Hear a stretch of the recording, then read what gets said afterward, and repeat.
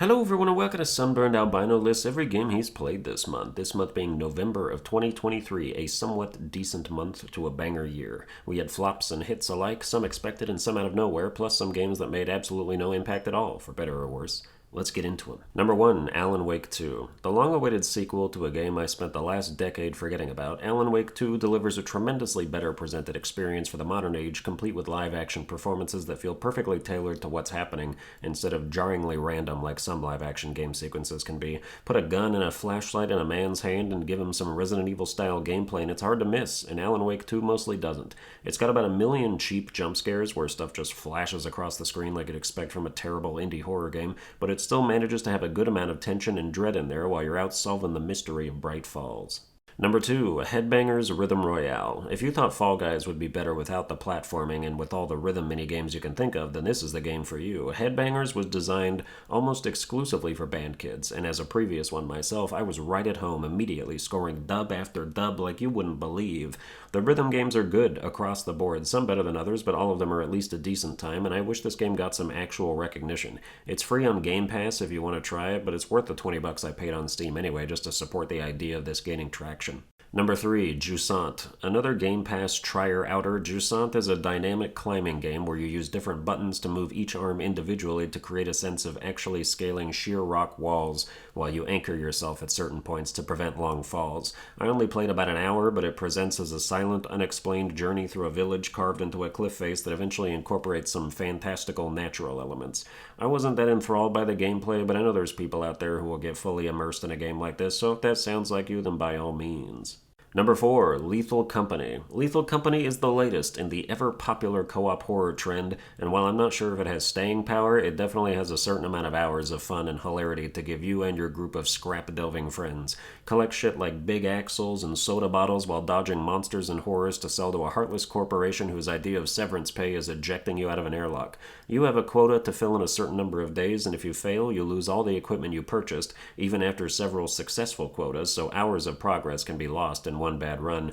One of the most important aspects of roguelites to me is the existence of permanent progression, like unlocking new tools or abilities or upgrades to be carried over even after failed runs. And as far as I've seen, Lethal Company doesn't have that beyond tools you can buy to make your current run better, which makes it harder to want to keep playing. If that's not something you care about and you just want to continuously drop yourselves into hazardous situations with your friends, then Lethal Company will work for you, but for people who want to feel like the last 5 hours of gameplay mattered at all, you'll want other roguelikes for that. Number 5, Crash Bash. What a blash from the pash. Crash Bash gets a lot of hate because of a select few people on YouTube, but a lot of the minigames in this 2-player co-op or 4-player multiplayer mayhem are top-notch. When I was a kid, I played through the campaign with my dad several times, and by myself a ton too. It's a level-based structure of warp rooms just like the regular Crash Bandicoot games, but the levels are minigames instead, with gem and crystal challenges that modify the gameplay. I'm not going to sit here and tell you that this game isn't a completionist nightmare, but at least getting all the gems, crystals, and gold relics is a consistently fun time with only a few standout exceptions. Crash Bash absolutely deserves a remake, and it's criminal that it hasn't happened yet. You can take this formula, retool some of the minigames, add brand new ones, add new characters, give it online multiplayer in the battle and tournament modes, and online co-op for the adventure mode. And I would buy that shit even if I was literally homeless just to look at the box art and imagine.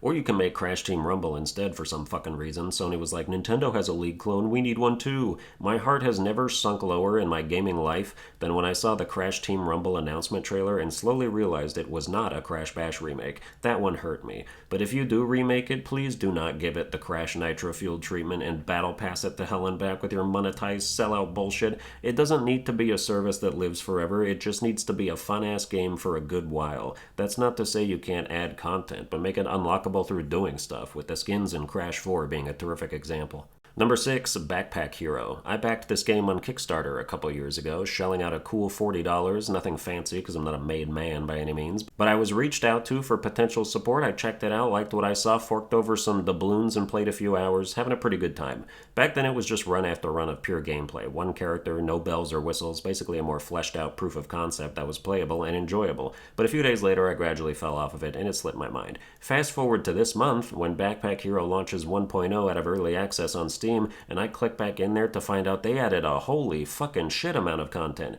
There's multiple new characters, over 800 items. There's permanent progression now. There's a whole town you build up from nothing where you can bring back items you find in the dungeon to research new items. It's the loop. The delicious roguelike loop of unlocking items in future runs served to perfection here. So immediately satisfying, and I played 20 hours of it in the past week. This game is so worth the $20 price tag, it's crazy. Number 7, Slay the Princess. I like visual novels, and I like dark psychological horror, so Slay the Princess was a conceptual slam dunk. You're given no context in-game to start, only a narrator who tells you that you must travel to a dungeon and slay a princess who is trapped there, or she will end the world. Many existential crises follow as the story opens up and forces you to grapple with the philosophy behind your actions, and whether or not slaying the princess is truly the right thing to do. The narrative themes feel like a healthy mix of The Forgotten City and Zero Time Dilemma, which are two games I like, so it works. But after finishing the game and going back and seeing the two major endings, my overall opinion is that it's just decent. The horror isn't really scary at all, it never goes beyond slightly creepy, as opposed to something like The Letter, another horror visual novel which literally gave me fucking whiplash at one point and had scenes I physically couldn't force myself to look at for more than 2 seconds at a time. And at the very end, I think Slay the Princess gets a little lost in the sauce when it comes to all the metaphysical stuff it's doing, but it was still interesting and I'm not sorry about it. Number 8, Call of Duty Modern Warfare 3. Here's something I'm very sorry I bought, though. Call of Duty. First of all, what the fuck are you doing with the just going back and calling this shit Modern Warfare and Modern Warfare 2 and 3? Like you didn't have those 15 years ago. It's stupid as hell. At least the sequel to the God of War reboot got an original subtitle, Ragnarok, but the new Call of Duty games just feel like gaslighting. You're like, man, remember how fun Modern Warfare 2 used to be? You mean last year? No, the one from 2009 when these games were still fun. The campaign is abysmal. There's some cool moments in the beginning, and then it just plants you into a Warzone map and says, this is the campaign now. Zombies, by the way, also plants you into a Warzone map and says, this is zombies now. The entire point of zombies for the last decade plus has been to survive in a zombies map for as long as possible until you are inevitably overwhelmed. But now it's a Warzone map that you have to extract from before the 45-minute timer ends. Having a timer on zombies is just so antithetical to the initial concept, it boggles the mind. That's like if Pokemon suddenly said, alright, instead of catching them all, you can catch like 10 max, and then you have to start over.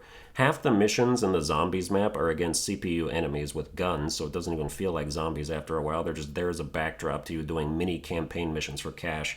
As far as the multiplayer goes, I hate almost every map. Even the ones that were okay in the original Modern Warfare games somehow feel worse, because I think the Call of Duty audience as a whole over the years has just gravitated towards camping and head glitching all day. Call of Duty in general has changed so much culturally, too. It used to be that you'd get in a lobby and trash talk people who just said racist, sexist shit the whole time, but now I'm getting teabagged by VTubers using the Nicki Minaj skin with trans flags as their banners that purr on the mic during every kill cam and have carte blanche to act however they want, because if you say anything about it, they'll report you. It's a new kind of shame, and I don't like it. Also, why am I queuing up with Nicki Minaj and Snoop Dogg? Call of Duty is Fortnite now. It's so fucking lame.